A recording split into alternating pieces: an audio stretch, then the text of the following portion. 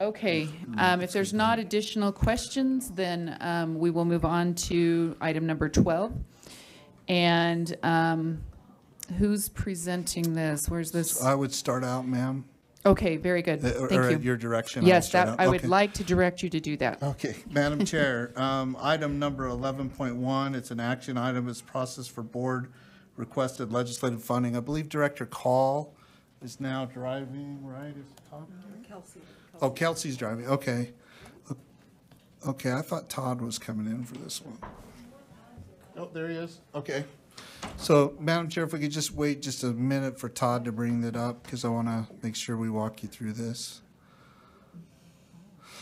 While he's bringing that up, if I could just orient the board members to the process again. As you know, in accordance with the Budgetary Procedures Act, we're required, or the board is required to submit a budget proposal to the governor's office in the October timeframe. We started this process in May at the direction of the board. What I mean by the start of the process is in Finance Committee. Committee members and or board members were asked to identify funding requests to the Finance Committee. The Finance Committee moved some of those funding requests out of Finance Committee to you in June. Then the board took those and then added additional funding requests type processes or activities, resulting in what Todd will pull up now, which is basically our tracker. If you recall, any item in green is what you as the board have voted to support, there's 14 of those right now. All the items in yellow are still subject to your review, meaning that even today or with the October meeting, you still have the opportunity as a board member to make a motion or ask, that the board consider moving that to green or making it a board-supported motion. It's very important it's very important that I tell you this. And what this is, as you know, we take a process where we start the prioritization, and we do that through a survey. That survey will come out to you on Monday. The survey will only consist of the 14 items in green, unless today you add any of the yellow items to the list. Did I get that right, Todd? Okay. So that's really an important or key takeaway for you to consider today, is that as we start between this meeting and next meeting, what we did last year, which is the prioritization process, that you acknowledge or understand that the only items that would be on the survey tool would be the 14 that you've already turned to green or voted to support. I'd like to pause there, Madam Chair, at your direction, to take any questions or concerns about what I've described thus far related to the process. Yes, and I think it's worth repeating. Okay. Not you, but I'm just saying, and we can ask some additional questions. So, yes, ma'am. Board members, just especially for those that are new, what's going to happen is anything that is in the green will come out to you in an email. You will then prioritize your top 10. Am I saying this correctly? Your top 10 priorities, it will be combined with everyone else's. Then the top priorities will come before us as our possible supports, right? I mean, we can move things around, but that's how we've done it, and that's what we're going to do this year instead of trying to vote to move things up and down and that kind of thing. It's just what are the top priorities of board members. Okay, so those will come out in an email. So, yes. Did I accurately represent that? Yes, ma'am. On Monday, Monday, green items will come out in the email/survey for you to begin your prioritization process leading into the October finalization meeting before we submit your directed requests or budget proposals to the governor's office. And just for fun, can you give us what you would anticipate would be the deadline so that board members know that when it comes out on Monday, Thursday of the same of week. next yes, week. ma'am. So what that means, that on Monday when you get it, it would be a good idea to fill it out on Monday. You can wait till Thursday, but you may not get it in on time. We want everybody to get it in, and we don't want Sybil to spend her Thursday afternoon calling us all. So expect it, is what we're saying, and then prioritize according to what priorities you have. You don't have to have 10 priorities. You could have 2. Does that make sense? You could have 10, whatever you want there. So just an FYI, and I believe those will be made public as well, right? Yes, ma'am. So just know this all all your prioritizations will be also publicly available when at the conclusion. So I just think it's important to know that as well. Okay, is there any additional questions around this before we speak out loud if there is? Okay, there's not. I'm not hearing anything, so I'm assuming that's not. Okay, should we go into the next process? Do you have additional things to add? All I would do, Madam Chair, is respectfully remind you and the board about your earlier action stemming out of the Finance Committee and the movement of Yes. that recommendation to this agenda item 12.1. I think we need to probably prioritize and do that first. Cindy, are you doing that or something else? You are doing it, Board Member Norton. I think that needs to be priority because we did have that move to this item. Would you mind going ahead with that then, Board Member Norton, Chair Norton? And did you want to be left on for something else, or is this the item? Okay. So if you can move this, and I'll keep you in the key. Perfect. Okay, the board moves to add the following to the list. Where am I? Right, okay. The board moves to add the following to the list of board-supported legislation funding requests for the 2024 legislative session. Sorry.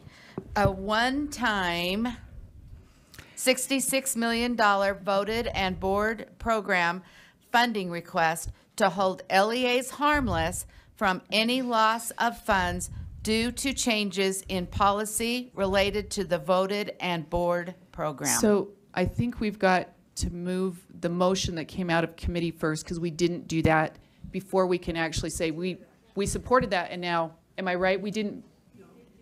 We did do that. Okay, my apologies. I thought we didn't do that. I stand corrected. Thank you. Okay, continue on. Is that the end? That's the motion. Okay, so the motion before us is that the board moves to add the following to the list of board-supported legislative funding requests for the 2024 legislative session: a one-time $66 million voted and board program funding request to hold LEAs harmless for any loss of funds due to changes in policy related to the voted and boarded program. Is there anyone that has a comment on this? Will you just raise your hand, because I have people in the queue. Okay, so we're going to go ahead and vote. All those in favor of this motion, raise your hand. Okay, all those opposed? Okay, that was unanimous. And now we will go to Board Member Davis. You are who I have first in the queue here. Thank you. I move that the board moves to add the platform to support implementation of sensitive instructional materials and ESA to ESA to the list of board-supported legislative funding requests for the 2024 legislative session. Okay, so the motion before us is that the board moves to add the platform to support implementation of sensitive instructional materials request and educator salary adjustment revision to the list of board-supported legislative funding requests for the 2024 legislative session. And I'd like to speak to the motion. Okay, if we go get ahead. a second. Is there a second for that?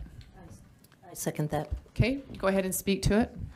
Thank you. Yes, I'm moving the first one, the sensitive instructional materials, because for a variety of reasons. One, it addresses a burden, the associated cost of $1,864,000 for school-wide implementation is essential to provide financial support for the time and labor associated with inputting classroom libraries into the platform. Two, for wider accessibility and transparency, by implementing the platform in classroom libraries, we extend its accessibility to all students and educators and provide transparency for empowering families to take a central role in shaping their child's literacy development. And it demonstrates our commitment to family engagement and a collaborative connection between home and school. Three, consistency, continuity, and scalability. Fully utilizing the platform for inputting classroom libraries streamlines the implementation to create consistency and continuity across school and sets a precedent for expanding the platform's use in the future as new materials are purchased. And four, it supports diverse and personalized learning needs with both librarians and teachers utilizing the platform. They can collaborate to tailor material selections to individual interests and needs, as well as building curricular connections to supplement classroom instruction. Okay. And then ESA, we've already talked about quite a bit in another meeting, so I'll forego. That's fixing that formula glitch that No. was in the pre-ESA. It looks like Board Member Code. Bogus has a question. If you want to direct it to me, and we'll get that answer for you. Sure, I just don't see what she's looking at in the backup, and maybe I'm missing it. It has a different name. Yeah, I would agree with you. I can't find it either, but maybe I'm missing it somewhere.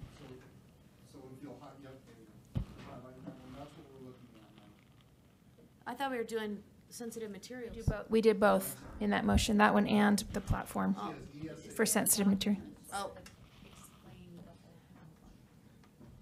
So then I would move to divide, What it does is just make. and then I would still want to look at the thing.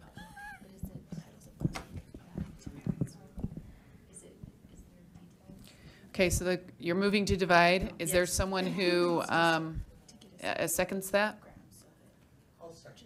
Okay, Board Member Booth seconded it, and so we're going to take a vote on dividing these two separately. If you would like to divide, will you please raise your hand? Oh, I want to divide. I'm fine with. Took me a minute. So it looks like Board Member Klein, Board Member Earl, Board Member Bogus, Board Member Green, and Board Member Booth. So that's 5. Those opposed? 1, 2, 3, 4, 5, 6, 7, 8. So that fails. 8 in opposition. Okay. Are there additional questions or comments?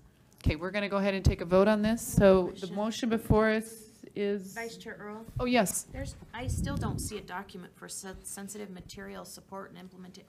I don't see anything like that in backup. I am seeing it now, platform to support implementation of sensitive instructional materials. So, We're asking for a I'm- software platform I'm on so page teachers 3. can put their titles, and so parents can see what titles are in the classroom libraries.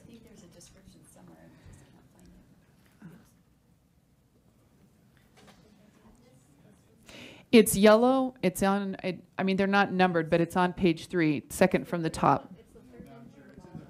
Oh. There you go. Okay, there's the breakdown of what the request is there. Are you finding that okay, Board Member Bogus? Okay. You're welcome. Can I just make sure to clarify that this will fund teachers about 2 hours each to enter the materials in, so it's not an unfunded requirement on our teachers? Okay. Additional questions? Okay, we're going to go ahead and take a, okay, Board Member Lair. I just have a question I'd like to direct to the maker of that motion. Okay. You want Would this platform or opportunity, it would not curtail or limit the things that, or preclude, if you see what I'm saying, any of the items that a teacher could enter? It would merely be to assist the teacher in entering the items that the teacher or librarian wants to enter. Is that right? Am I understanding? It's your choice whether you answer or not. Well, yeah, if you're going to answer it, at least let's Answer it on the mic. do Mike. So if I'm in, can I ask the maker of the motion who may or may not answer another question? Maybe. Yes, you can. So it would be, so Cindy, it would be an optional, it would be an optional thing with teachers, librarians, and it would fund their time if they chose to use it, but they wouldn't be required to use it. Oh. Okay. This came from teachers and librarian as a way to try to be more responsive to the public's concerns that have been expressed over the last little while. And so right now it provides funding to do that because they brought this forward and they have suggested that this is a way to build those relationships and transparency. Yeah, I mean, if you want to make a rule or something, we could hash that out. But this now just sees if we even could get funding to do it. Okay. Board Member Wood? How does this relate? Could we ask maybe Superintendent Stallings about how this relates to, I believe it was Representative Welton who required such a kind of a. And that was the database of what was online Yeah. within a library in the for libraries. checking Does out this for parents to support access. this in any way? Is it the same or different? Good question. Do you have an answer for that? Yeah, Okay. it is different. So they are two different tools, but they would be complementary. Right now, the Representative Welton tool was a pilot. It's a small amount of money that only would cover a couple of LEAs. This funding request would cover the full state. It would provide the software and access for the full state. And they're a little different, but complementary. Okay. Okay, we're going to take a vote. Oh, yep. Before this goes public, I mean, Member Klein made a good point that it sounds like we're trying to implement sensitive materials from the title. Okay. So can we just change that to implementation of materials transparency to support sensitive materials dialogue or something? Vetting? What's the way to Maybe adjust it so it is Vetting? actually what it is? Well, no, it's more just a software platform. It's just materials transparency. Transparency platform.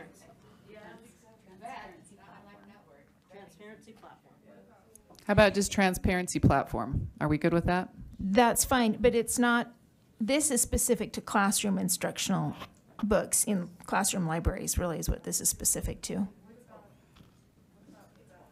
Oh, it's both.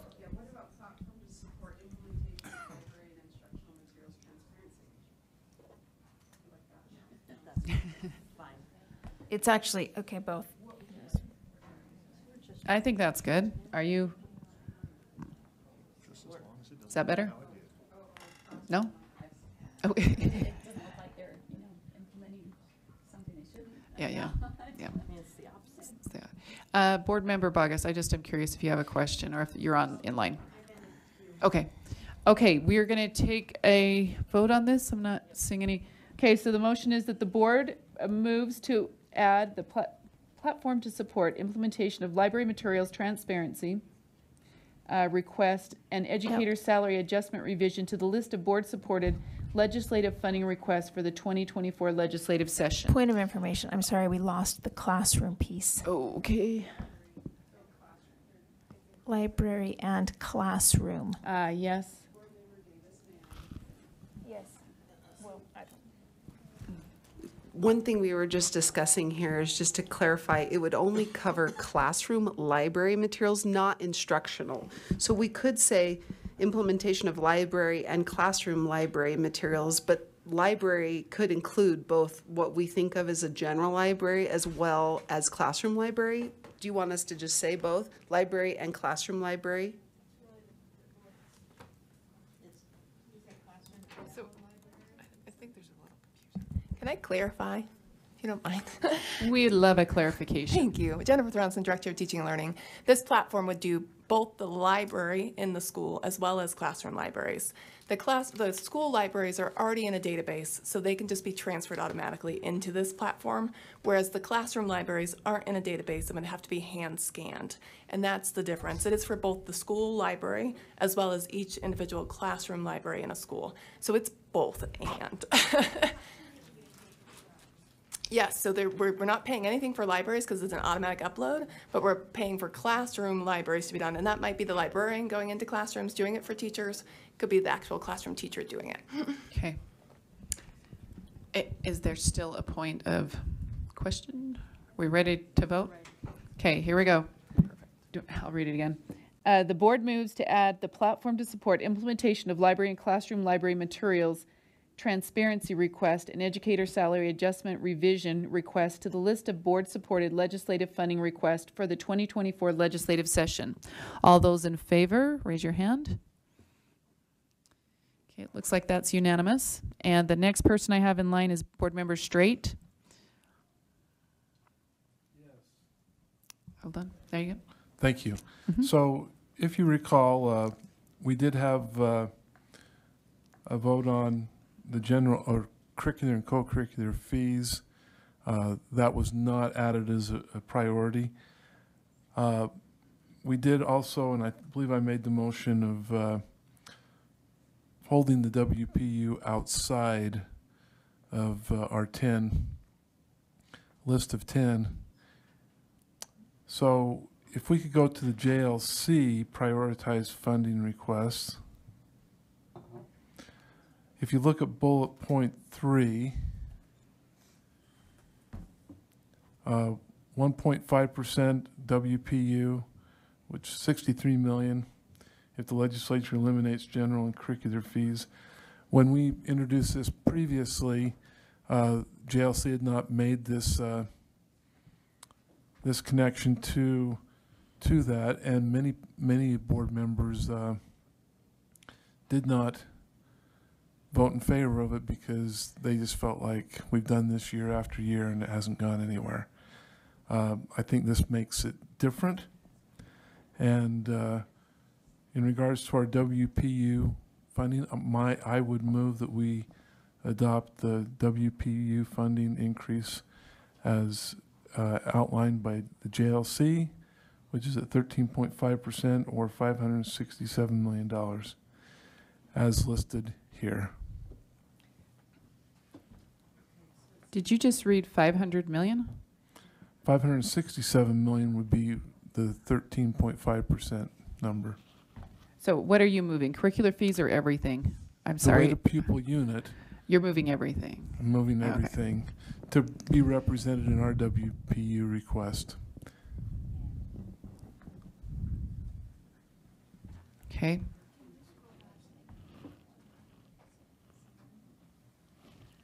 So we're moving JLC's recommendations is what you're asking to do, okay? Yes. Is there a second? Okay, there's a second, and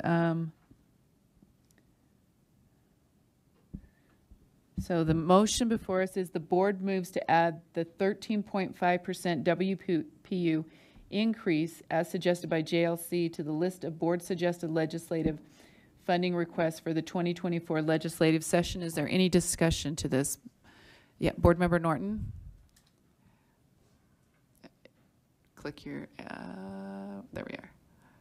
Okay, go ahead. I would like to have our finance staff weigh in on that amount. I mean, we definitely need to move it forward. I like the idea of, you know, taking in the 3 different sections in. I'd just like to know what our finance department feels like with the 8%.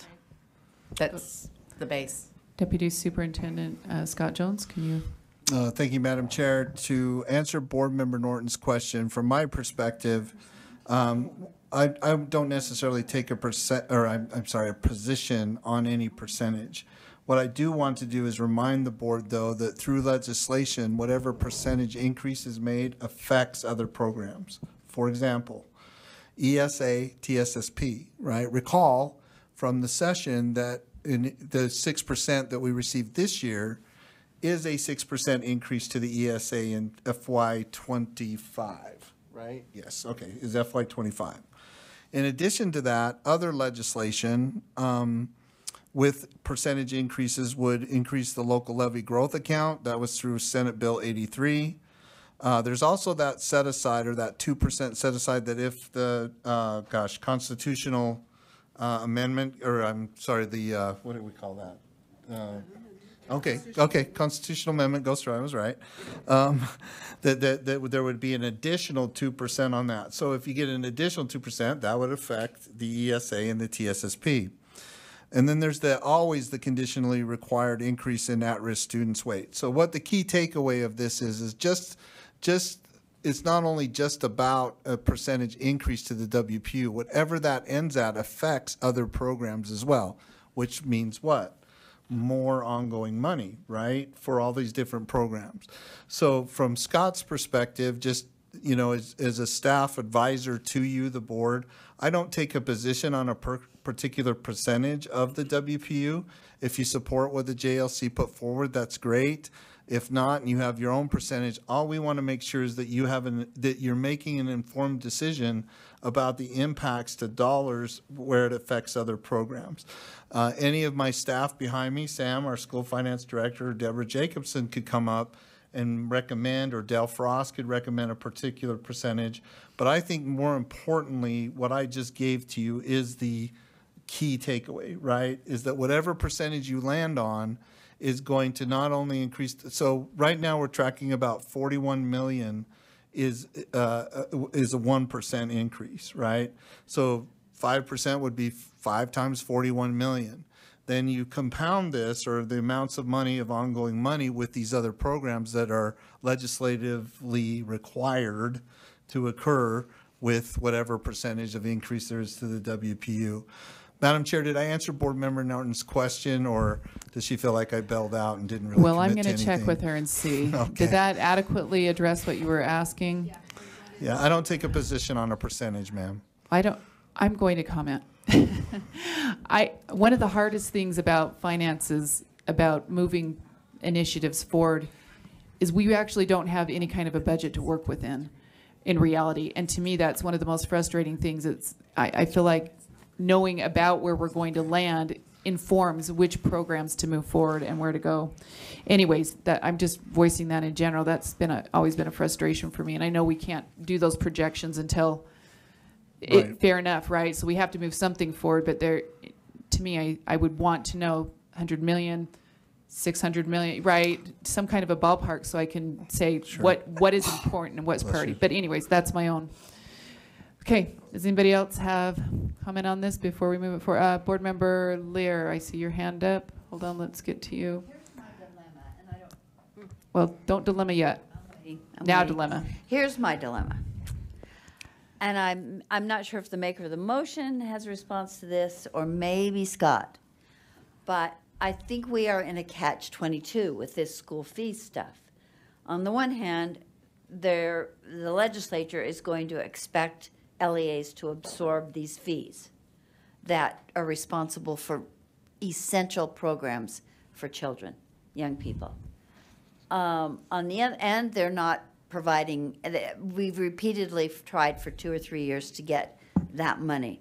So we're either, LEAs are faced with either dropping programs that keep kids in school, music programs, you know, I don't love football really, but football for some kids, or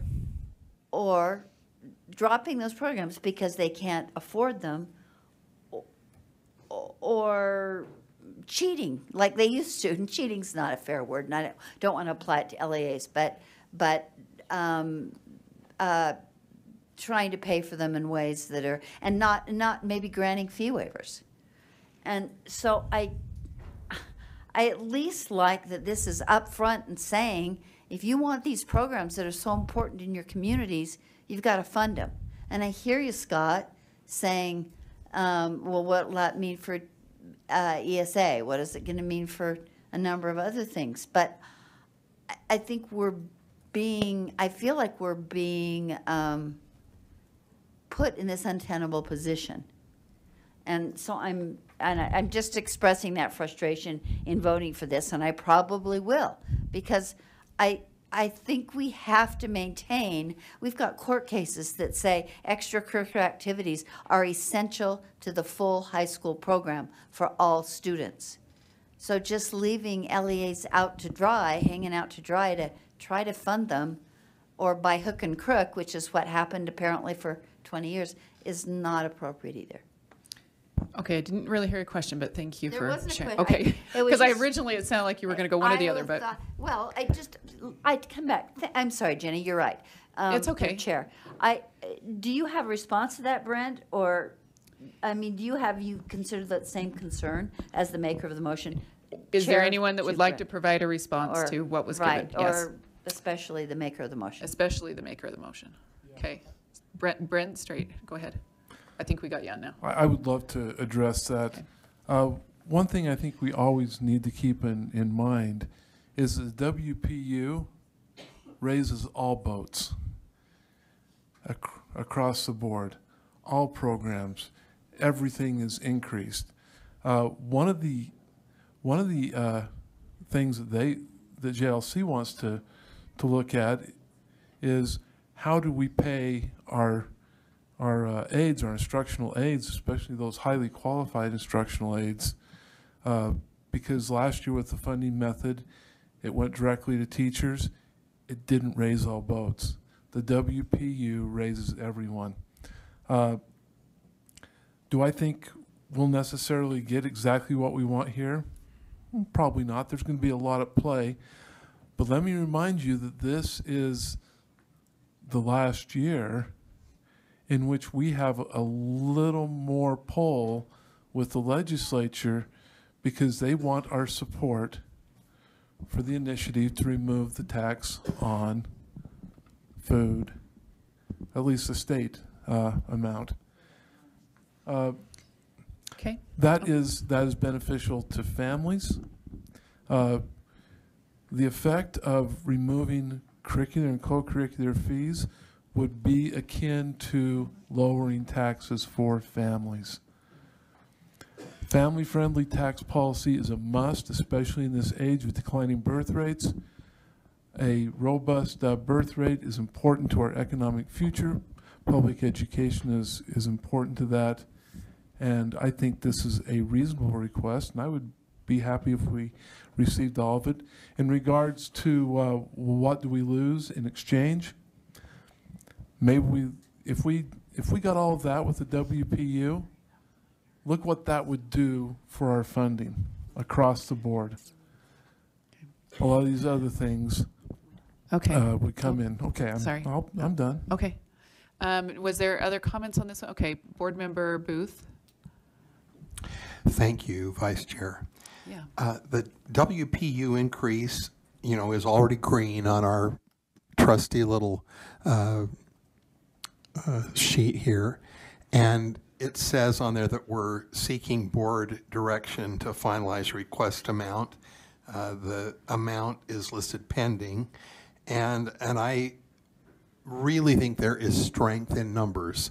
When you've got USBA and USSA all firmly behind this, that's a big chunk of public education. And it was a very careful and thoughtful approach.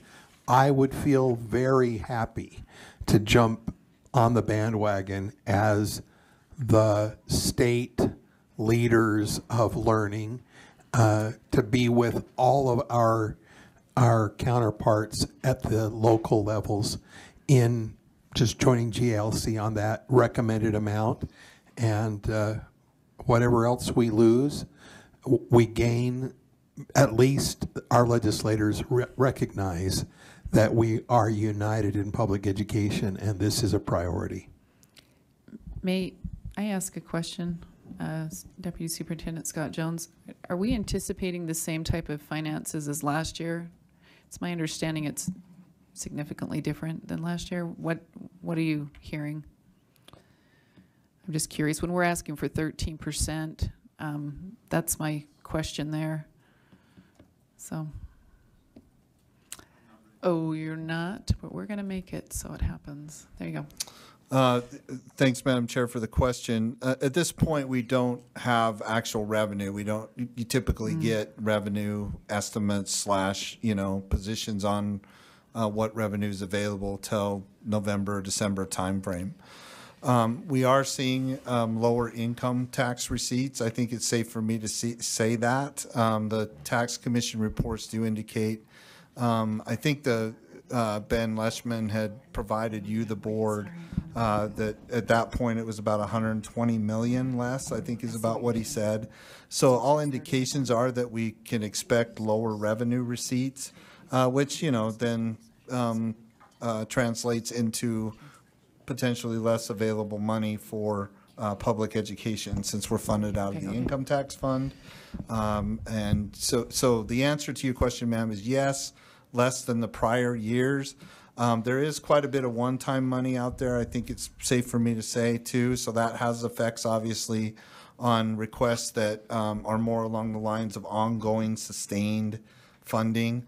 That always plays into the process. But yes, definitely, I would anticipate less revenue occurring in the future. There are, and just one last thing, there are predictions about a downturn in the economy, recession type talk. The depth of that, though, is not, no one can really estimate. Well, we can estimate that, but no one can ever predict just how deep of a recession we'd be in, when it'll occur, but there are indications of a recessionary period on the horizon. So hopefully that helps, ma'am. Okay. And Vice Chair Hart has reminded me, we probably need to set a time limit and then, yeah, keep going. So we want questions answered, but we could be campaigning for funding all night. In essence, if you're interested in having it on, even if it's not your top priority, vote for. If you're not interested, then vote no, and then it'll all come out. And if you're not even interested, but you're like, well, all right, maybe other people are, put it on, but you can still prioritize. Does that make sense? So, yeah, one more comment. Go ahead. Because the WPU is already Hit your. Because the WPU is already on, would this go on as a second one with the amount on it? I mean, on our chart, would it be two separate ones, or is this going to replace the one that's there?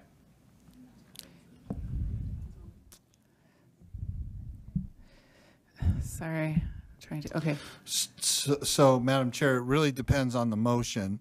It's already green for a request for an increase to the WPU. What remains to be decided is if you want to determine the percentage that you want to recommend now, or you want to do it in your October meeting.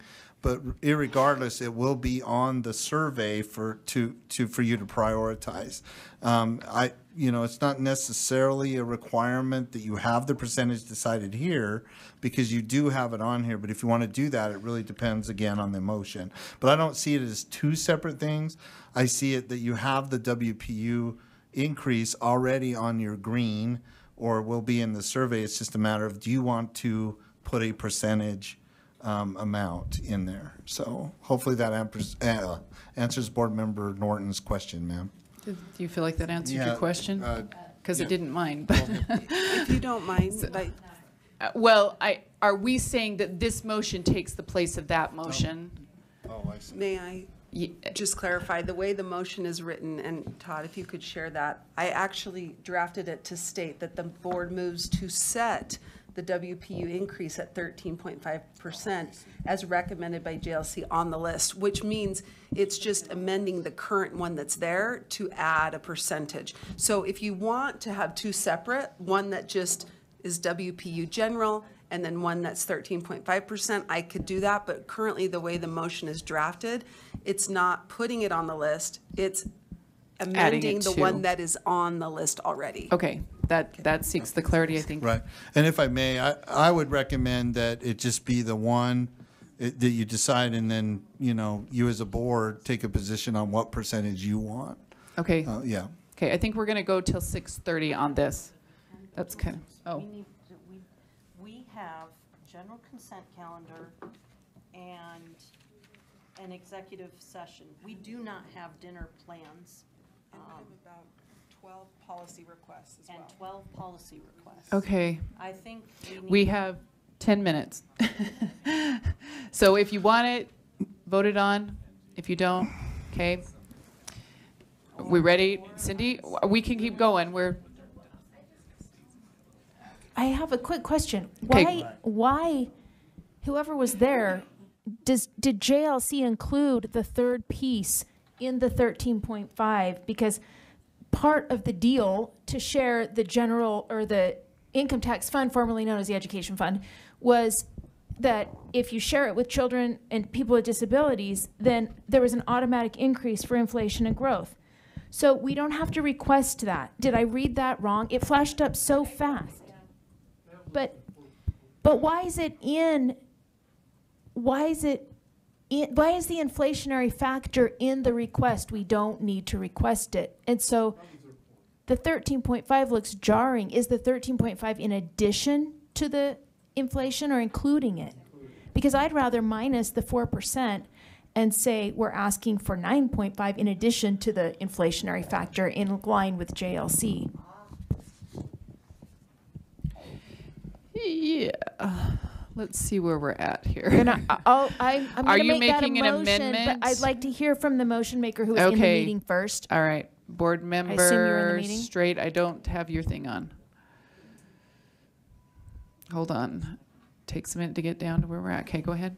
I was not in the meeting, but the sense that I had from the meeting and by talking to those after is that they just wanted a reminder that they wanted to separate that out from the other, because what happened last year is we had the inflationary and the increase, because remember we asked for 10%, I believe it was, and that 10%, they went down to 6, didn't include much as far as that.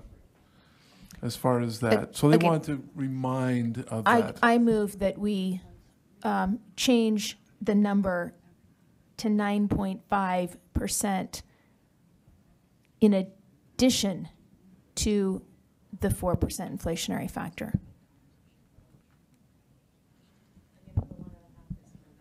Okay, are you good with that? With all the other language, with the fees and the JLC language and all of that. So it's still in line with JLC, but it just doesn't look so stinking jarring. And also because the whole reason we did that was so we wouldn't have to ask for inflation and growth. Explain the 4% inflationary factor further. No, I think it's obvious. I mean, it's the given. Factor of provost. Okay. Well, no, it's there. Okay, we ready? So the motion before us is that, this is the amendment to change the 13 point, are we amending this, or is there anyone with objection? Yeah, substitute motion? Do we have a second? Okay. The motion is that the board change the 13, no. Yeah.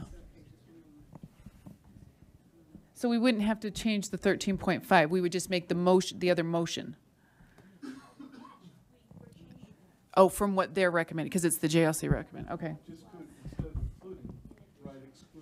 Okay, so it's the board moves to set the WPU increase at 9.5%, which is in addition to the 4% inflationary factor increase in alignment with JLC on the list of board-supported legislative funding requests for the 2024 legislative session.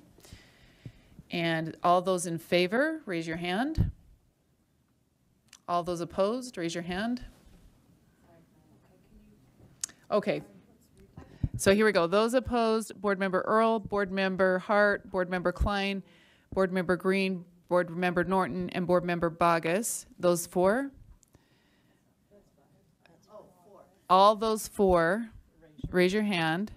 So we have 1, 2, 3, 4, 5, 6, 7. So that does not pass. Okay. Who did we have? Raise your hand again. 2, 3, 4, 5, 6, 7. I have 7. I have 7. Okay. The next person would be Board Member Norton. Do you have a motion? Okay. Hit your button, please. Wait. Okay. This is a policy companion on the SOEP. This is not a funding I request. thought it was a substitute motion, so that was it.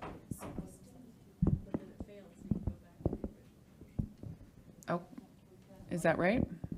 Yes, it was a substitute motion. Okay, so we go back to the original. Okay. So the original motion, sorry, hold on just a second. The board moves to set the WPU increase at 13.5% as recommended by JLC on the list of board-supported legislative funding requests for the 2024 legislative session. All those in favor, raise your hand. So they're straight. Okay, you're gonna read them off? Wood, Real, Lair, Booth, and Cindy Davis. Okay, all those opposed?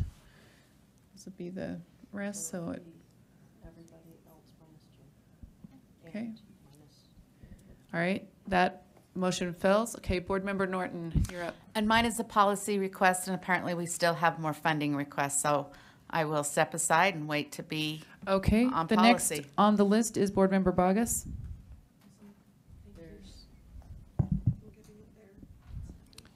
Sorry, here we go.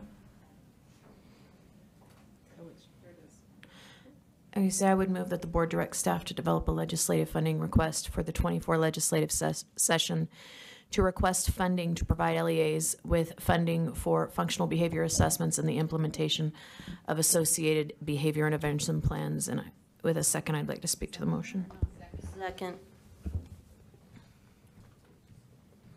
Which, go ahead and speak to that motion, please. If Superintendent Voorhees wants to come up, that's fine with me, but we had a long series of meetings, and there are some needs here, and the staff is aware of those needs, and since this is to direct staff to develop a request, I think it's something where, in particular, in schools that have high tier 3 infractions, violence, vandalism, things like that, we have a population of students that are not getting their needs met, and they are not verified SPED students, and there needs to be a process in place to mitigate so that we can address that.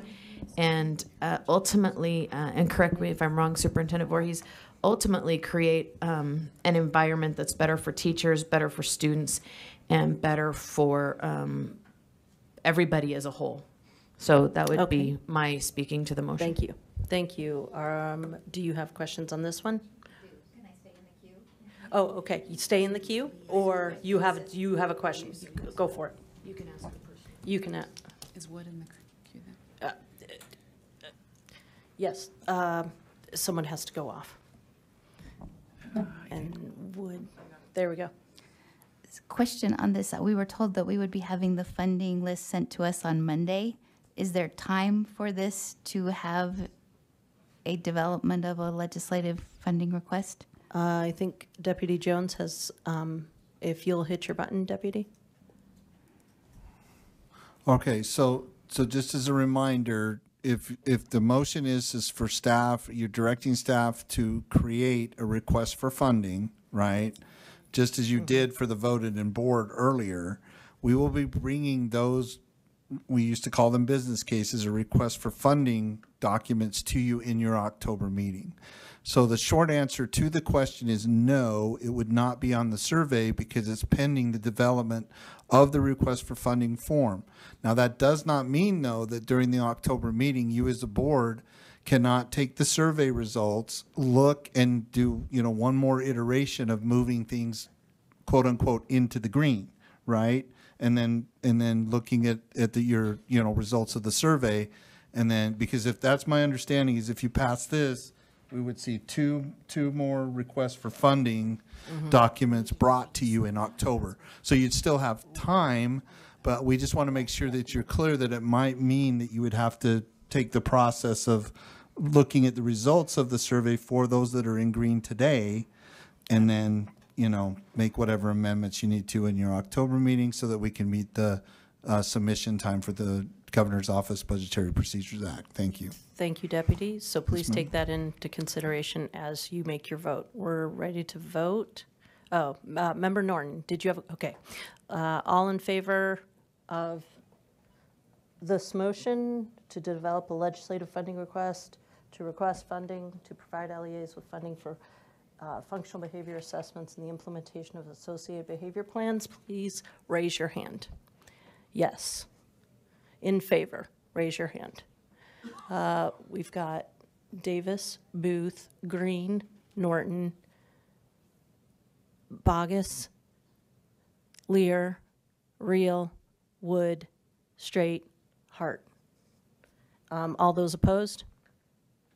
What were you? What was the question? Do you want to support this one or no? It's 10 yeses. You're a no? Okay. All noes, raise your hand again. I'm sorry. Okay.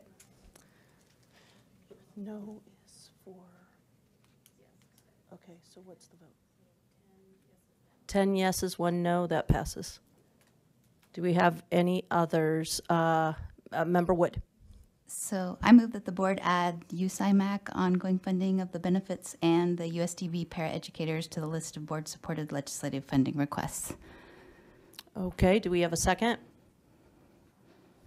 Second. We have motion made and seconded. Can I speak to that? Briefly. Briefly, Briefly, just- because the information Just a is in reminder backup. that we are the board for the USDB. Okay, No one else speaks for them but us. that's right. All right, are there any other comments? Member Bogus, is that for this one? This is for the next agenda. Okay, thank you. All in favor, please say aye, or raise your hand. I'm sorry, we're at the point we need to raise our hands, please. So this is the USIMAC and the paraprofessionals for USDB. Both items are together in this one.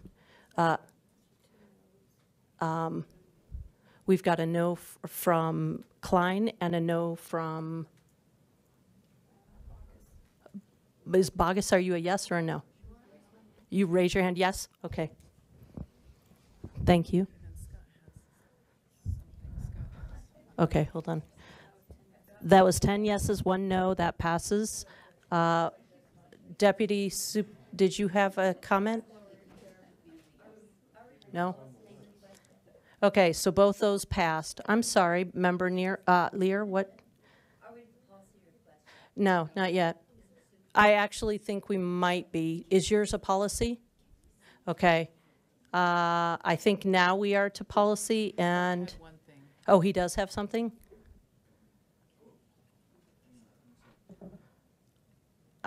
Madam Chair, slow is smooth, smooth is fast. Please, just one more time, look at the yellows, right? You Okay. did the USDB. Just take 2 minutes. Okay, Look at them. okay. See if there's any more motions on to make them green. Please. I will. We will. 2 minutes. Can ma'am. everybody look at the tracker? Look at the screen. Make sure, and I totally understand that and understand why you would say that, Deputy. Because if we don't move them now, it creates a disaster. Not really, but that's hyperbole. I know. Sorry.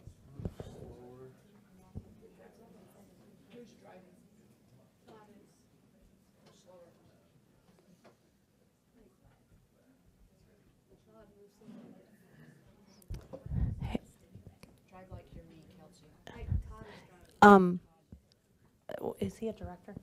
Yeah. Director Call, can you scroll very slowly? Okay, you ready to move on? Is that what you're saying? Okay. You have one? Are you ready to go? Are there any other ones that you would like to? All the lights are for policy. No, this is for funding. Okay, then we'll go to Member Davis. I move that the board add the support for driver's education into the board-supported list. Do we have a second? Second. We have a motion made and seconded. Are there any questions? Please indicate with a hand because you're in. I'll briefly speak to the motion. Okay.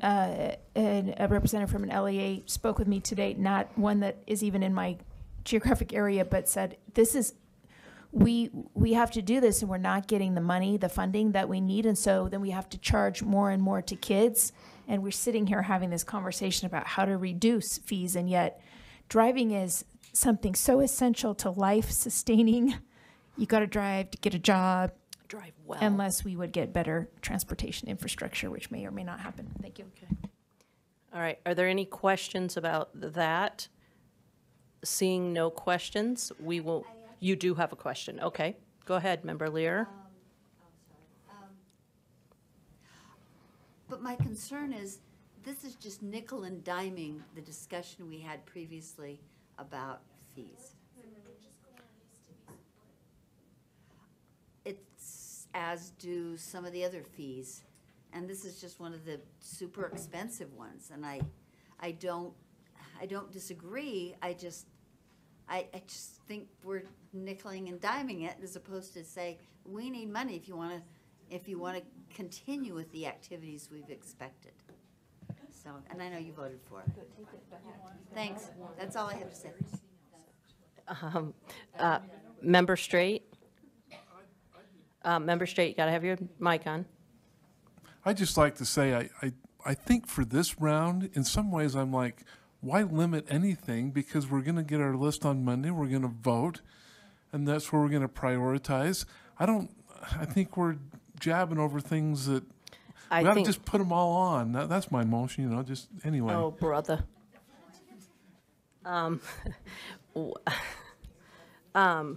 Okay.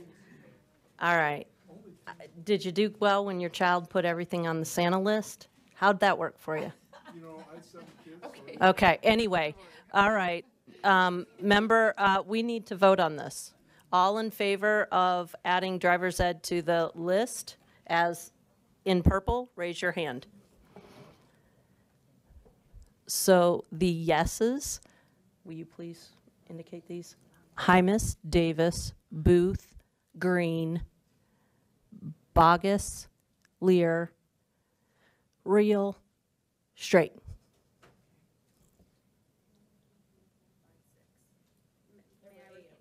Yes. Booth, Davis, Green, Hymas, Reel, and Straight. Okay. And Lear.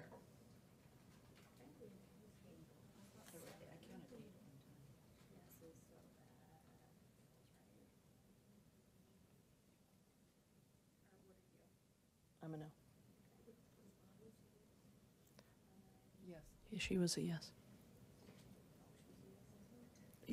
Bogus, were you an yes or a no? On driver's ed, a yes or a no? Yes. It passes with 8 yes votes. All right, now Board Member Booth. I just noted that the proposal that Board Member Hymas, Straight, and myself made on the August 4th meeting regarding the POPS program is still here in yellow.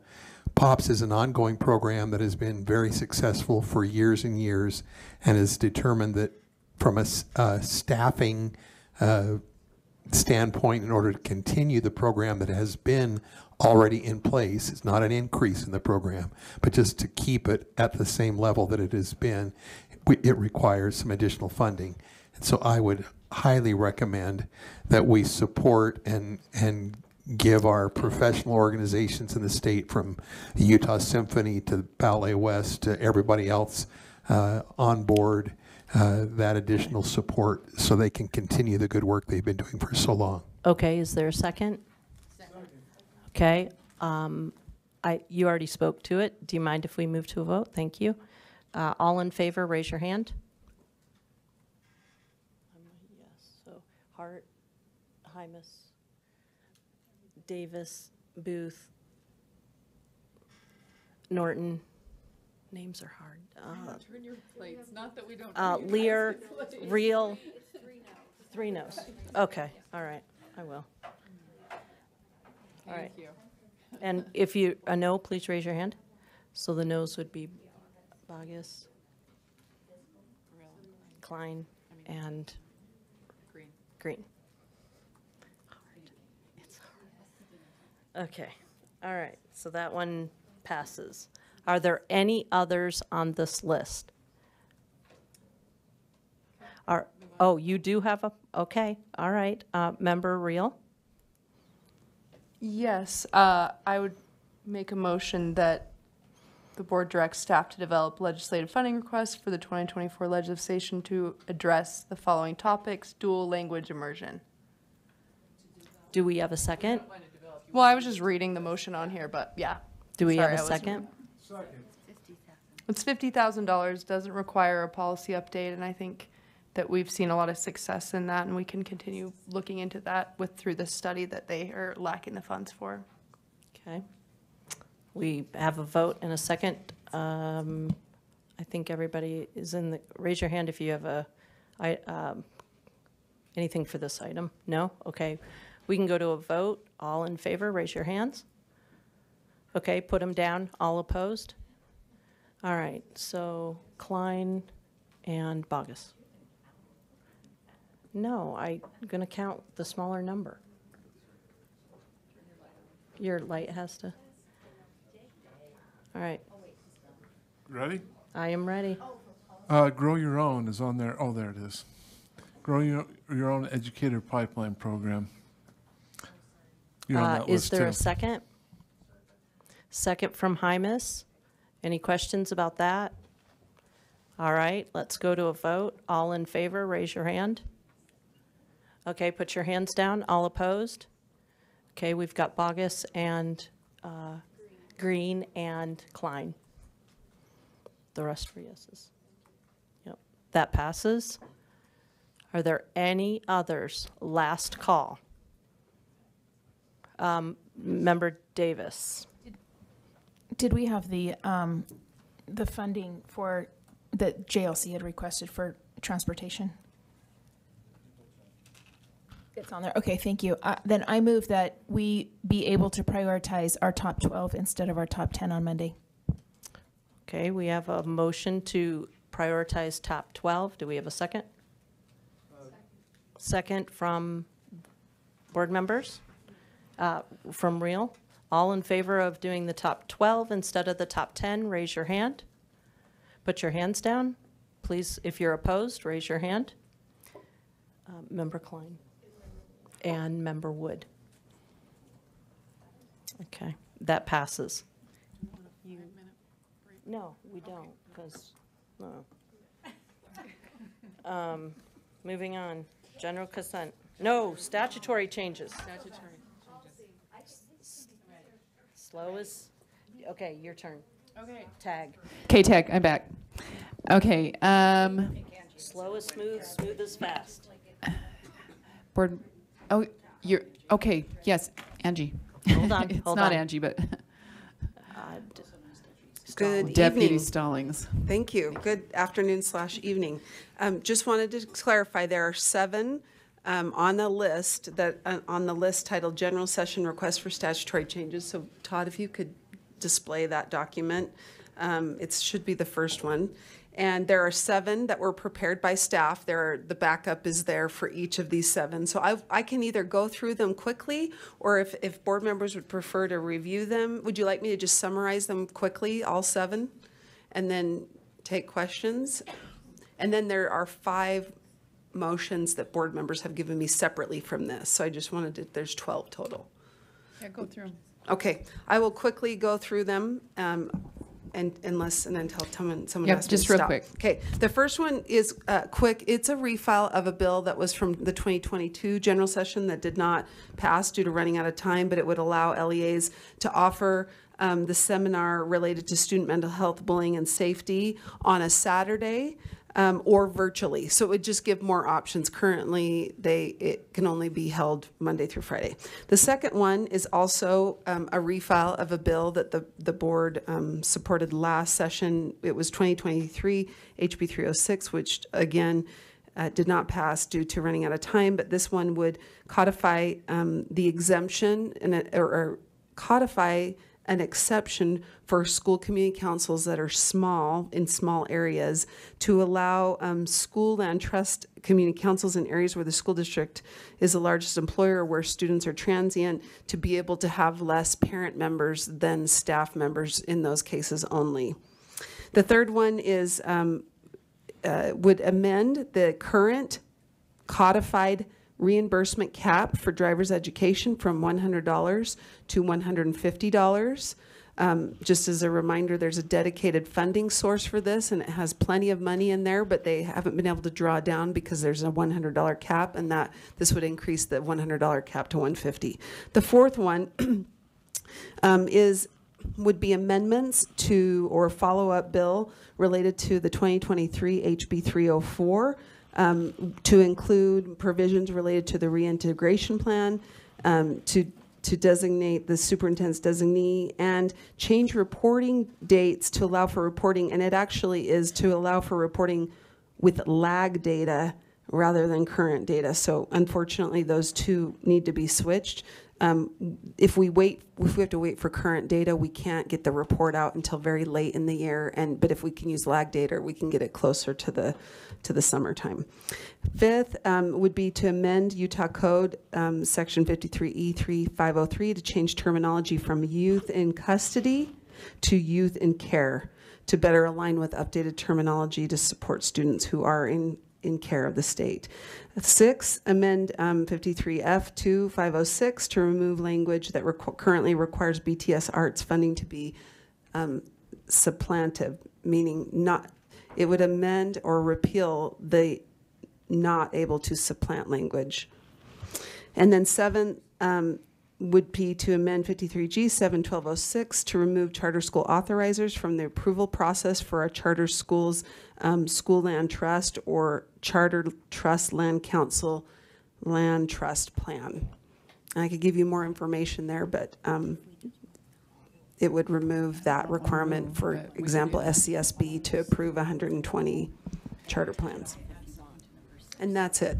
Okay, there's one, superintendent has something to add to number 6. If, yeah, okay. I just want to make the board aware that we've had discussion with members of the BTS team and the funders of the Sorensen Foundation based on the feedback that we got from LEA heads, both charters and superintendents, who have struggled to find specialists, or they're in remote places looking at also loosening loosening's not the right word, changing some of the statute to include things like artists in residence or other ways to go about having arts in schools, arts and music in schools, instead of that full-time certified teacher. So there's some conversation about that, and I just wouldn't want the board to be surprised if we bring that back, because I'm sure that Deputy Stallings will be called by a few members of the lobbying community, and as well as the Sorensen Foundation, and work through that a little bit more. So just wanted to add that piece. Thank you. Okay, I think what we're going to do is move all these. If you don't want something, just pull it, and I'm going to actually make a request that we pull number 2.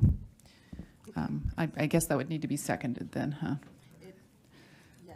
Is there anyone that would second that? Yes. Okay, so that's been seconded. So would all of them minus 2, which we can still vote on 2, but it would be voted on separately. Board member, yeah, look at it again. Board member Klein, did you have?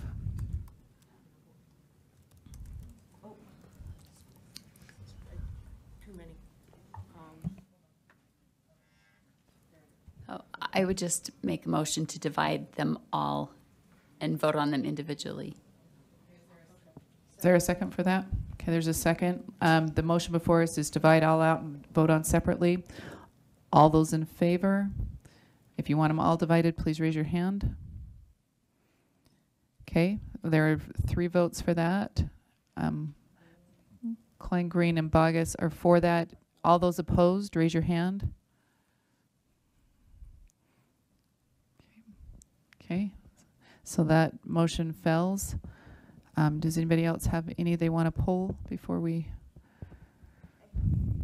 Board Member Lear? The arts, I have a question regarding the arts issue that Okay. that superintendent just explained. I always get a little twisted about supplanting. So would this give greater flexibility to the field to find people if this passed, or it would reduce the flexibility? Is that, and can I ask that of the superintendent, Chair? Can I ask that of the superintendent? Yes, you can. Okay. Oh, yes, you can. Whatever it was, you can ask her. Go ahead, Sid, did you hear me? Superintendent. You got what I asked. I did. Thank you, Board Member Lear. I can't speak to the supplanting piece. The request from the field has been all about flexibility. There will be a study coming out that will be started soon to really drill down into the why. What are the barriers preventing 100% participation in our elementary schools? That's been a desire for a while to get that going. Okay. So that's part A, to bring that back to you in order then to craft some better policy. So I think it's sort of a TBD but it's all about more flexibility to get to that benchmark. I would defer to Deputy Stallings about the supplanting That's- language. That's enough. Is that And enough? It's Okay. more recrafting than maybe anything else. Is that accurate? Thank you. All right, thank you. Any other items to be pulled? Okay, so the motion is to move forward legislative proposals for number 1, 3, 4, 5, 6, and 7 as indicated the way Deputy Stallings read for us. So all those in favor, raise your hand. Okay, all those opposed? That would be Klein, Green, Bogus. Brent, what are you, do you need more time to look at it? It's all of them but 2, so. You're for or against?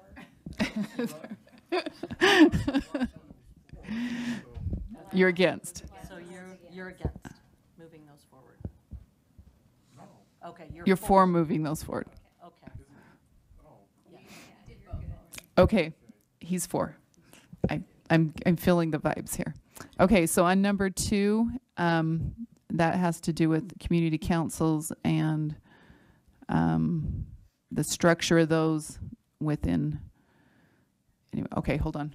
Let you read that. Yeah, let's, if we can pull it up to read it. Do you want me to read through it? Amend section 53G7 1202 to codify the current exemptions for staffing a school community council outlined in R277-491-3, 5AB, A through B. These exemptions allow for the creation of school land trust community councils in areas where the school district is the largest employer and or where students are transient and meeting current code requirements are not possible. This is a refile. So, okay. I am familiar with some of my communities that would fit this, and I don't see where it's not that many parents that you're required to have on there. There still may be some challenges. I do admit that, but I do know of areas where you still have enough students and parents there that this shouldn't be an issue. So that's, I could see this being a problem in a couple of my areas, so. You want to Yes. speak to that one? Go ahead. Okay.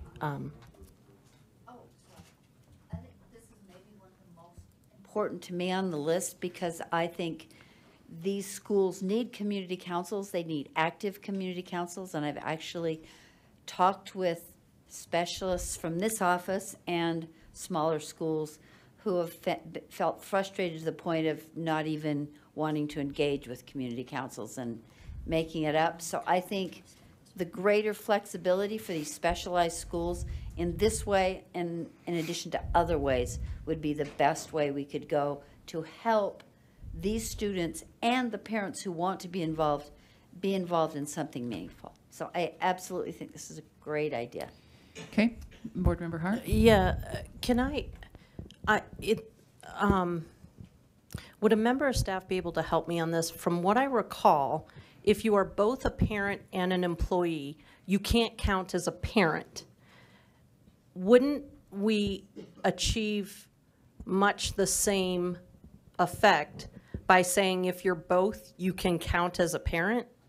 And it would allow, you would still, what bothers me is that so many educators are parents, but because they're educators, it cancels out their parent status. Yeah, like you don't know because you're an educator. Well, I'm also a parent, so couldn't we also in these cases somehow solve this problem by allowing that provision, that your educator status doesn't cancel out your parent status? Is Paula, that a does she question? want to speak to that? Director Plant, or I don't know if it's Director.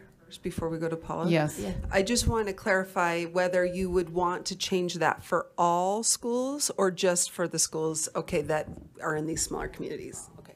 No, not for all. But I don't. Is it working? Yep, it's Okay, sorry. That might solve the problem.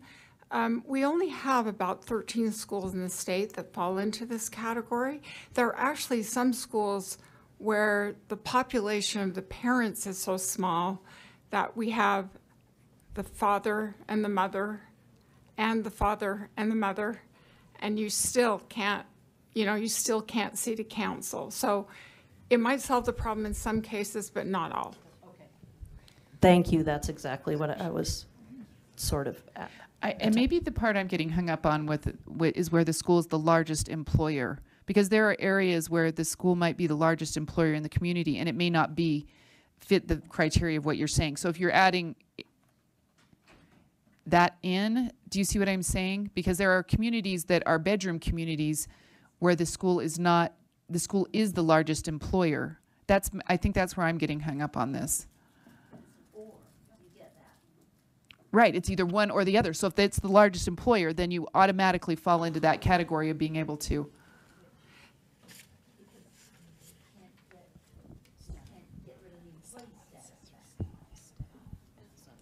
You're thinking extremely small. I'm thinking there are communities that are not extremely small. They'll be using this as a mechanism to not have as many parents on there. Well, it's only, for the most part, it's 5 or 6. All right. I'm not going to, okay. Staff, do you have a comment? So, yes, one thing I just wanted to share, the statute would essentially actually state that the state board would establish the criteria for people to seek or be eligible for the waiver. The language in the bill from last year stated this: the state board may make rules in accordance with Title 63G, et cetera, governing a school community council when, under unique circumstances that the state board identifies, there are insufficient members to fill positions described in subsection 4. So the reason I wanted to share that with you is the language there, they are examples, but actually the board, if we use what we used last year, will have the opportunity to establish the criteria under which schools would be able to get an exemption. And so then we could have this discussion about. I feel better about an exemption versus a broad, because I think there are areas where this doesn't fit. Is that what we're seeing is an exemption in the law? Or we make rules under, yes. It just says governing a school community council when under unique circumstances. So we could say, this is the process whereby you get it. You could either say that their local board approves it, or you could have the school and trust approve it, or this board approve it. Okay, I feel better than that, about that versus a broad, if you fit this category, you automatically get to be exempt. Okay, so let's vote. So all those in favor of number 2 on the list, raise your hand. All those opposed?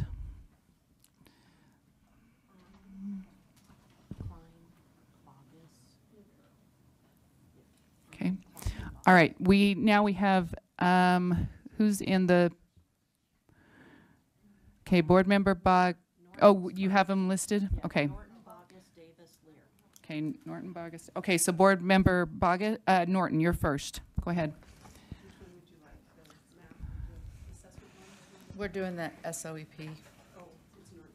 Yeah. Okay, this is a policy change. Currently, the SOEP bucket or funding amounts come in for a section for private, a section for home, and a section for public schools. That also, it includes charters. And they set aside a certain amount of money. This policy requests that we change that instead to a percentage, and that the board is the one that sets the percentage. So here comes the motion. The motion is that the board directs staff to work with the legislature to amend provisions in the statewide online education program to allow the board to make rules to determine the percentage of total SOEP funds to allocate to the various SOEP programs, including establishing a guaranteed or minimum amount of funds to support K-12 public high schools, and to sustain the flow of funding in the SOEP programs for students in Utah public schools during fluctuations in the economy and higher demands for SOEP courses. Okay, do you have a second? Okay. Is there any comments or questions to this?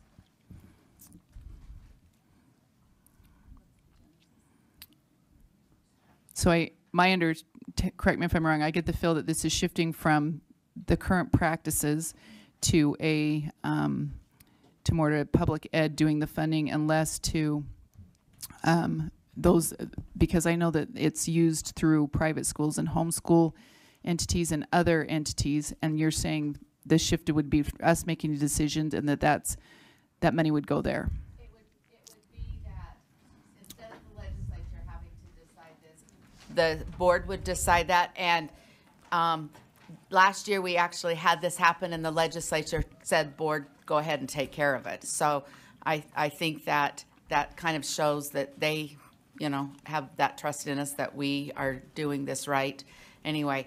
But it does help to, you know, as I've said many times, that $680,000 for all the small schools and the charters that we saw in the past that provided one class for one student was just not enough. And so this way we can kind of get a more equitable balance of that money over the groups. Okay, Board Member Lair? I think otherwise, these are unfunded mandates for small schools. I want to be supportive of SOEP, but I feel it's always, I feel like they're always giving us just less than we need, and it doesn't make me want to be supportive of the more creative ways to provide instruction. Okay, any other comments? Okay, we're going to go ahead and vote on this. The motion is that the board directs staff to work with the legislature to amend provisions in the statewide online education program to allow the board to make rules to determine the percentage of total SOEP funds to allocate to the various SOEP programs, including establishing a guaranteed or minimum amount of funds to support K-12 public high schools and to sustain the flow of funding in the SOEP program for students in Utah public schools during fluctuations in the economy and higher demands for SOEP courses. All those in favor, raise your hand. Okay, you've got those. So Davis, Booth, Norton, Lear, Rill, Wood, and Straight. All those opposed? Okay, I don't know that there was 8 votes for the previous. Is that accurate? 7. Okay. Next person I have on our list is Bogus. Yeah, it failed. Yeah, could you do a roll call, please, when it's that close? I just want to make sure I got them all. Yes, let's do it. I just wrote, did you want me to do that? Okay, you good? Are you good then? I've got, let me just repeat the notes, please. I've got Bogus, Klein, Green, Hymas, and then I didn't get the last Earl. Earl. Okay. All right. Bogus, go ahead. Thank you, ma'am. So this policy request is actually a carryover from last month. And I would just move that the board directs staff to work with the legislature to amend 53G-6-803 to prohibit LEAs from requiring a student to take a local assessment either as a standalone assessment or following a student or parent's request to opt out of a statewide assessment. And the example obviously is RISE. And with a second, I'd like to speak to the motion. So this is, it's just an ongoing issue in our LEAs. Since last month, I had 3 more constituents call me about these mandated assessments. And so I think we just need to be explicit in code that a parent has the right to opt out of assessments, just period. Thank you. Okay, is there any other comments? Board Member Davis, do you have a comment, or is that? Don't we have to get rid of the word or? I mean, they shouldn't be required to take a test following a parent's request to opt out. I mean, otherwise, you're not going to give the test to the class unless you're saying want to get rid of all tests. So I'm saying all tests should be allowed to be opted out. Then you have to say, get rid of or. I think it basically needs to say LEAs can't force a student to take a test following a parent opting out. If you're saying or, then that means they shouldn't require any tests. You're getting rid of all tests.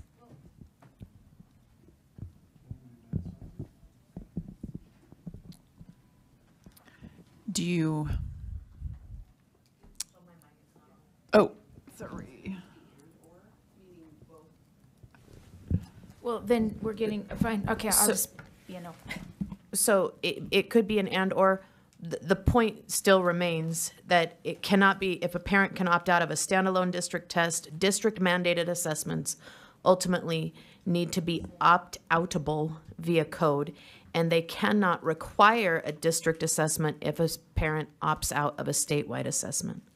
I want that to be very explicit in the codification language. Board Member Straight, do you have a comment on this one? Okay. Let me get you up. Okay. Yes, Chair, if I could, how's this different than what we already have as far as opt-out? Well, because there are. I'm not asking Oh. you. I am asking you. You did but- say chair, so yeah, okay. Would you share with us, Board Member Bogus?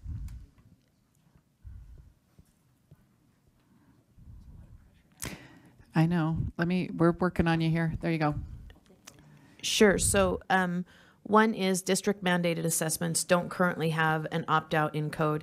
And two, there are multiple districts and LEAs that are requiring district mandated assessments as the consequence of opting out of the statewide assessment.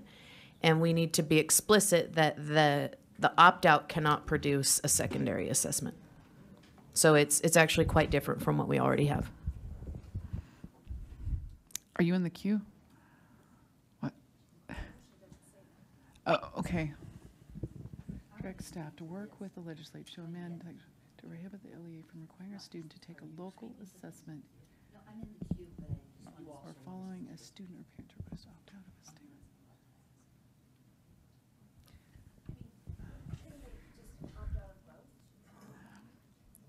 Member Lear has a question. Okay, Member Lear, you have a question, you're on. I have a comment.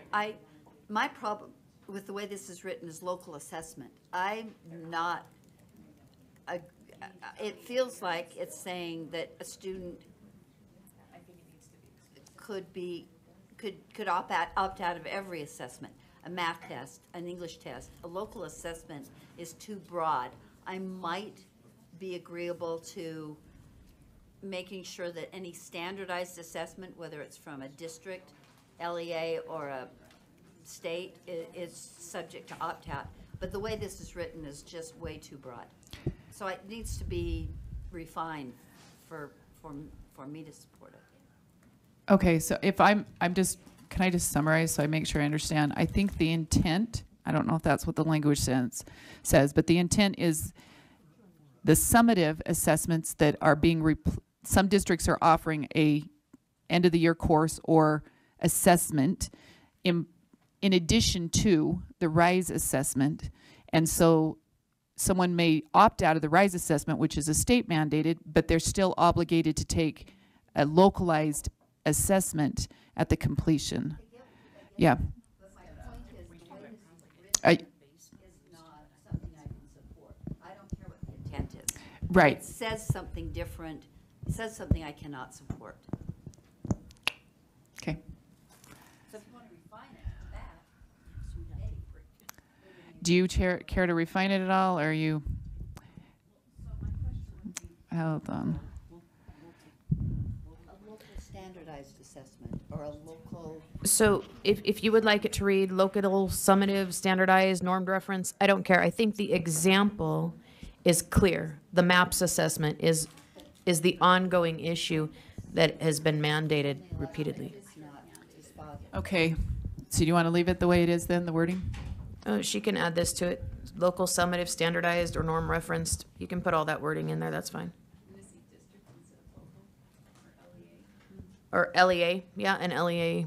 I don't care what it says, but the example, I think, goes to the language there. It's only illustrative. It's not. Okay, is that looking good? I'm gonna read it. So the board directs staff to work with the legislature to amend section 53G 6-803 to prohibit an LEA from requiring a student to take an LEA summative, standardized, or normative referenced assessment, example, MAPS, either as a standalone assessment or following a student or parent's request to opt out of a statewide assessment, like RISE. Okay, any other comments? If not, we're going to vote. Okay, all those in favor, raise your hand. Okay, so we have Board Member Klein, Board Member Green, and Board Member Bogus are yes. Klein, Green, and Bogus are yes. All those opposed?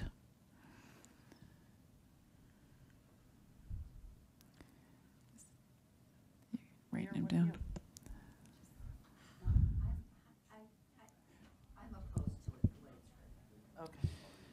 Okay. Okay. Okay, so that fails 10-3. The next one on my list is Davis. Do you have a policy request? Yes, thank you. Can you put mine up, Deputy Stallings? Thank you. I move that the board directs staff to work with the legislature to combine the Carson Smith Scholarship Program and the Special Needs Opportunity Scholarship Program by rolling the SNOPS program into the Carson Smith Scholarship Program. And I'd like to speak. Second. If you get a second. Thank you. This is kind of just following the audit and looking at that recommendation legislatively to combine the two, and looking at the numbers in Carson Smith and the numbers in Special Needs Opportunity Scholarship, and also really looking at the current present internal controls are greater in Carson Smith than they are in SNOPS, and the administrative costs are much, much less. So more money would go to the students. So that's where I'm at. Thank And you. I believe there may be already some legislation working on this, but yes. Okay. I think it might be working on the opposite of this, which doesn't make efficient administrative sense. Okay. Okay.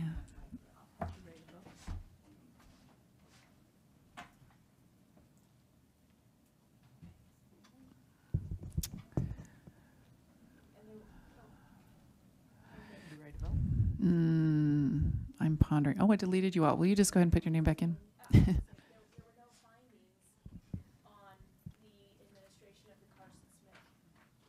Okay. Okay. Okay, we're ready to vote. So if I didn't see any other comments, that the board directs staff to work with the legislature to combine the Carson Smith Scholarship Program and the Special Needs Opportunity Scholarship Program by rolling the Special Needs Opportunity SNOPS. Oh yeah, okay. Program into Carson Smith Scholarship Program. Oh, yes. Just quickly, I do support this, but I do not support the opposite. And I hope if the board supports this, we will only work on the way that it's phrased here, not the opposite. Thanks. Okay, that's one comment. Okay. Yep. Okay, so all those in favor, raise your hand. All those, oh, you got those down? Okay, all those opposed? I'm just not sure yet. I don't know the ramifications, so. Yeah. Okay. Okay, that passes. All right, next, is there another, I have Lear. I have Lear. Okay.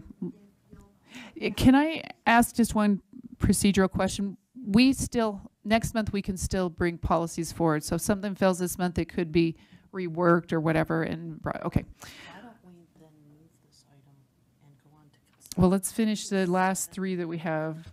Okay, real quick. So Lear, go ahead. My motion is that the board direct staff to work with the legislature to amend subsection. Well, you need a We mic. can't hear you. Oh, Will you push your button? yes, I got it. Okay. There. My motion is the board directs staff to work with the legislature to amend subsection 53E-9-302-3, parentheses 3, to consolidate the student data policy advisory groups into one student data policy advisory group. And I'd like to speak to that. Is there a second? Second. Okay, speak to it. As I mentioned previously, ad nauseum, I've been on this committee for a long time, and I enjoyed it, worked with the group, but I found that we were constantly asking the director, well, what do the practitioners think? Oh, they're in a different group meeting. Well, what do then there would be another group. But what do they think? Oh, they meet separately, and this is all per legislation. And I found that, yes, there were issues, but they were more issues that applied to all groups, all different participants, and felt like it would be way more efficient, more informative for there to be one group that met together. None of these groups were very big, and the attendance was not great often. And so I think it wouldn't create an unmanageable group, but it would rather create a better informed group. Okay. They're like three. Anyone else want to have a comment? And something, oh, sorry, say, Jenny, I was going to say one more thing. And this was when I mentioned this to Katie Chalice, she said, and I paraphrasing, she said, that's a great idea. Oh, I love great ideas. Me so too. That's all good things. Great ideas. Any other think like me, comments? right. Okay, we're moving a great idea forward. So if you would like to support that, raise your hand. And it's unanimous. Look at that. Great ideas are unanimous. Okay, Board Member Hymas, I have you next, and then Bogus, and then we're done today. Others. Oh, Wood. Okay. Oh, okay. We got you. You'll move forward today. Go ahead. Nope. Go ahead. We'll get her on the. She'll go through. Sorry about that. Oh, geez. I'm hoping this will be quick. So I was on the prevailing side of a motion that Member Norton made, and then I spoke with Member Norton and gained more information. So I'd like to bring Member Norton's motion back to the table so I can revote. Okay. Remind me, does that take a 2/3 or not to revisit it? Reconsider? Remind me what the vote is on that. He was prevailing. Yep. Okay. So if he's on the, we'd have to vote to bring it back, and then it would have to have 8 votes to bring it back. Okay, so. What was the motion? Yeah, give us the motion. So the motion is to bring back Member Norton's original motion. Okay, so the motion is to bring back the SOEP motion that Board Member Norton made. All those in favor of returning that motion to the table, raise your hand. Okay. So it looks like 9. All those opposed, raise your hand. So that would be Earl, Green, Bogus, and who'd I miss? Klein. No, he was on the prevailing side. Oh. We will look it up afterwards. But it would take a 2/3. Am I understanding that right? If you're not on the, I didn't think you could bring it back if you're not on the prevailing side, but is that inaccurate? So I am just stating what AAG Buse just stated. If somebody were to make that motion and not be on the prevailing side, you'd need 2/3. But because Board Member Hymas was on the prevailing side, it's a simple majority. Okay. I didn't know that, 8. but that's interesting. Okay. Okay, so Yeah, we're can going I- to move that motion. Can we just pull that motion up and I'll quickly speak to it? Okay. If we have it, just so it's back on everybody's mind. And I don't want to take a whole lot. I'm just grateful that I was able to gather more information, and that's it. I'd like to just revote. You don't want to fill us in on the enlightenment? Of course, information offers perspective. He voted against. So the motion failed. Okay. It was the prevailing side because it failed. It failed If you because voted only against it, 7 you were on the members prevailing voted side. for it. So it didn't have 8 on either side. Yeah. Do you want to add any So more? or I not? just, If not, yeah, I that's just, fine. Yeah. no, I just learned more about it, that it's Okay. going to be helpful for all public schools. And so I'm about helping public schools. How's that? Sure.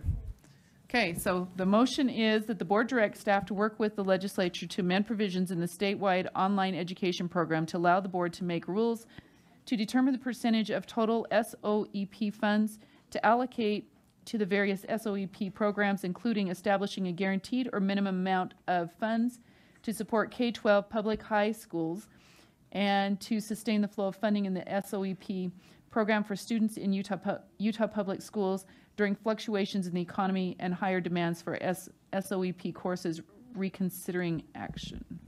I don't think, okay. All those in favor, raise your hand.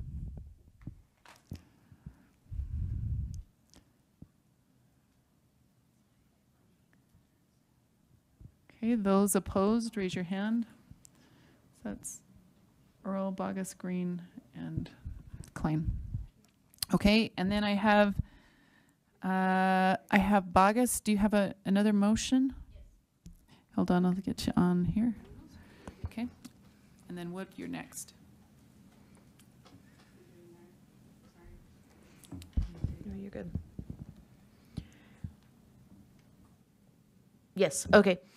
That the board directs staff to work with the legislature to amend the 53E-3-511 code lines to prohibit the board from measuring student dispositions or competencies as part of the board's student achievement backpack data collection system. And with a second, I can speak to the motion. Okay, seconded by Klein. Go ahead and speak to the motion. So I had the pleasure of meeting with many of our staff members about the student achievement backpack. It is codified, obviously, there. My understanding, based upon that meeting, is that they don't currently collect this information, but it's not explicitly prohibited in code.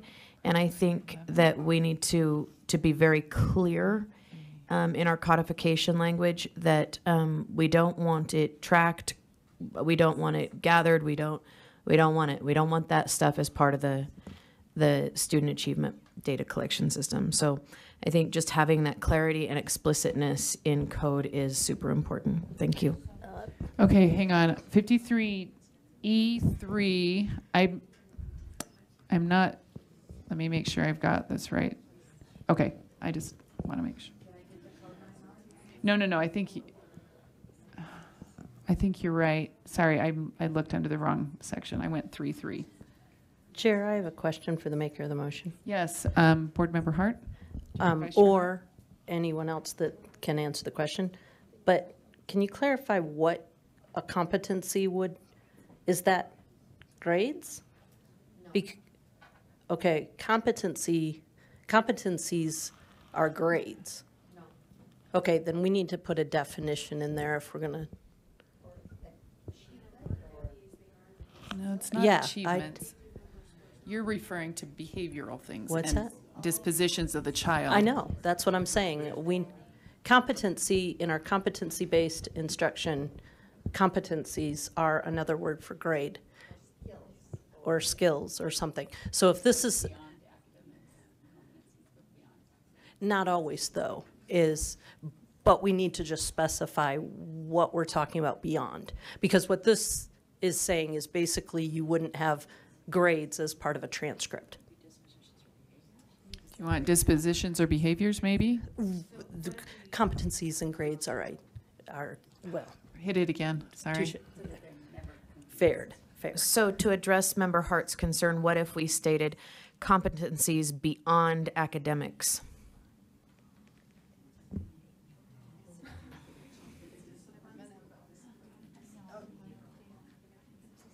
Would that address your concern? Member No, Hart? I still don't know what a competency is. I don't know what a competency is that's collected in a school. Except a grade. If it's not a grade. Can someone find, is there a member of staff that has a definition of competency somewhere?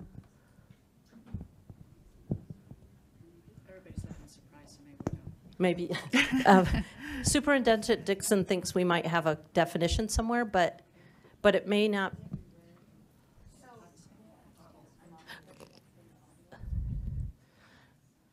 We know all those people are back there listening, and someone knows what a competency is. What do you think you want to do on this one?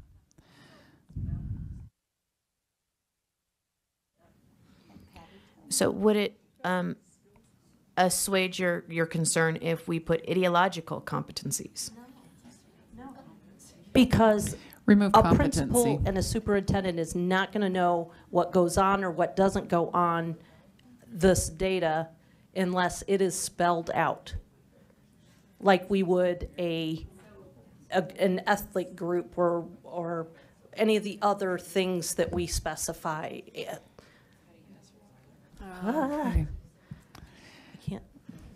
Yeah, Superintendent, Deputy Superintendent Norman. It would be helpful if we knew what competencies what we don't want it to mean. So having the opposite. For example, is it referring to the portrait of a graduate element? Is it referring to discipline? Is it referring to absentees? Is it referring to incidents? So if we know what it's not, that would help us find the word of what it is to help better define this. So, Chair? Yes, go ahead. Some of those things we do collect according to requirements from the legislature, but I don't know that it's in the student backpack itself. So I think that's the. So as an agency, the definition for competency is, often used interchangeably to describe describes meaningful qualifications, including evidence of demonstration or application of knowledge, skills, and dispositions with successful performance to a particular standard, level of learning outcome with tangible outcomes. So that's how it's defined according to, high quality instruction cycle. Does that not help at all? Okay. Yeah. So are you good with the language then the way it is? Or did you want to make any modifications? You can always move it to today. If it doesn't pass, it can always come up next month. I'm just saying. You're so patient too. Thank you. I know. No, so my concern is that dispositions are under competencies, and we don't want to measure right think. We don't want to measure compliance with ideological paradigms or worldviews, and we certainly don't want that in a student achievement data backpack. And that is my concern, is that though we don't like the word competencies, I think anything beyond the scope of academic skill sets should not be in that student achievement backpack. So if we need to amend it to say, to prohibit non-academic dispositions or competencies.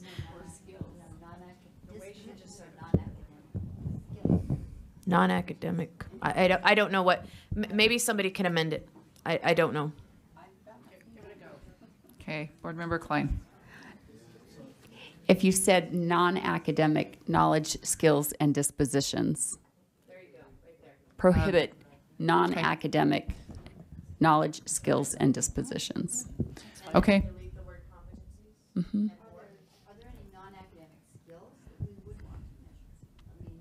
Not for a student achievement backpack.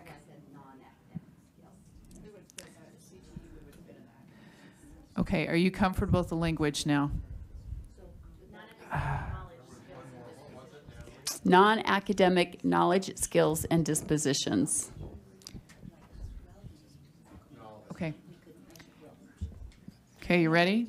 So we need knowledge after non-academic. Yep, non-academic knowledge, skills, and dispositions. Do we have knowledge in there?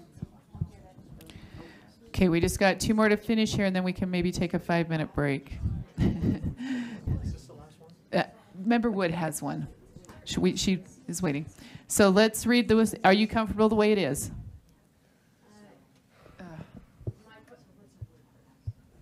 So my question would be, does this address Member Hart's concern?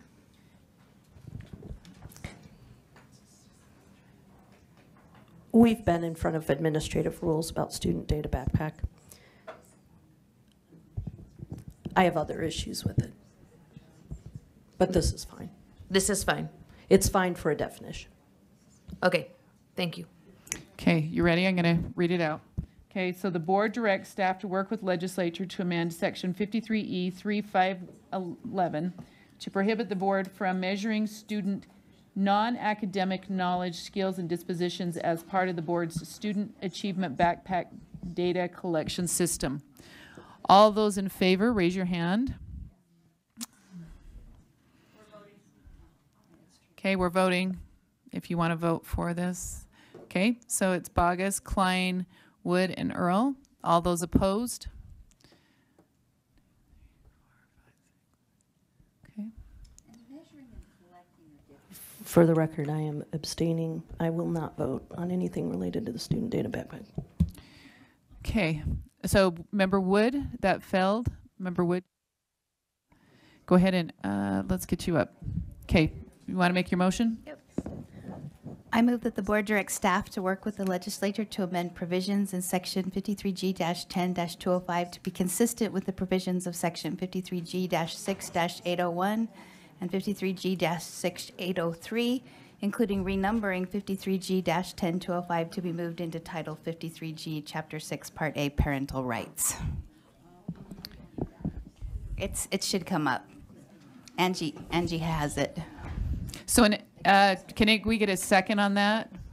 I second that. Okay, a second. So will you speak to that? Maybe that will help to clarify. When I am a parent and I need to know that I can get my child out of something, I'm going to go to the parental rights section of code to read what are my rights as a parent in terms of what I can opt my child out, what can I waive, what can I do as a parent. And so I just feel like this would align better for someone who isn't in the code and loves to read all the numbers. Where am I going to look up? I'm going to look up parental rights. And so I feel like this would give our parents better access to this information. So in essence, you're asking for that shift to go over into the parent rights section. Yep. Okay. So any comments before? Board Member Klein? So you're asking for 205 to be rolled over into the parental rights? Just so a place for them to look, yes. Because it falls in with the previous code, 204 and 203 about constitutional rights. So it is a constitutional rights issue, so it should be in that section of code. As far as like 203 or 204 is about religious expression. All of those pieces of code right before 205 are along those constitutional rights. General requirements of participation, section 2, but you're saying they all, I'm just looking, because you got maintaining constitutional freedom, expression of belief, civic and character education, and then waivers of participation and educational freedom. So it's kind of they're So all that- in that same section of No, code. the parental rights are 6801, right, in that area? So you could have them reference 205 in the parental rights code. Okay. Do you, any other changes or? Nope, that's the Okay, motion. so the motion before us, unless there's, okay, is that the board directs staff to work with the legislature to amend provisions in section 53G 10205 to be consistent with the provisions of section 53G 6801 and, and 53G 6803, including renumbering 53G 10205 to be moved into Title 53G, Chapter 6, Part 8, Parental Rights. I have another comment. Okay. Just as a reminder, 53G 10205 was written based on Utah Constitution, Article 1, Section 4, the rights of conscience shall never be infringed. So the only way that it could be amended, any way you amend it would make it so it's not consistent with the Constitution. Because it's written to uphold that part of the Constitution so that there is no infringement allowed. And the way it was written, 205, the way it was written before it was amended, was not consistent with the Constitution, and that's why it had to be amended. Okay. Any other comments before we vote? Okay, Board Member Davis. I'm supporting this so we get everything in one place. We have parental rights code, we have this, everything that was just said here, it will still be there. It just, we've got to get some clarity and consistency and get it in one place. Okay, any If other? I understand correctly. Any other comments? Okay, we're going to go ahead and vote. I'm not going to reread it. You need me to reread it? Okay. All those in favor of Member Wood's motion, raise your hand. Okay, so it's 1, 2, 3, 4, 5, 6, 7, 8, 9. All those opposed? Okay, so that's Klein, Bogus, and Green. May I comment? Yes, you may. I just want to refer people back to the letters that were received by First Amendment attorneys regarding changing 205 or amending it so that it's not consistent with the Constitution. They're watching it very closely, and it will open us up for lawsuits because First Amendment rights have high precedence in the court. Okay, and I think it's a recommendation. I'm sure the legislature will take those into consideration, so. Okay. We are going to take a 5-minute break. Can we take a 5-minute break, Molly, please? You get a 5-minute break, okay? 5-minute break. Stretch real quick, get you a drink, come back and refresh to finish out the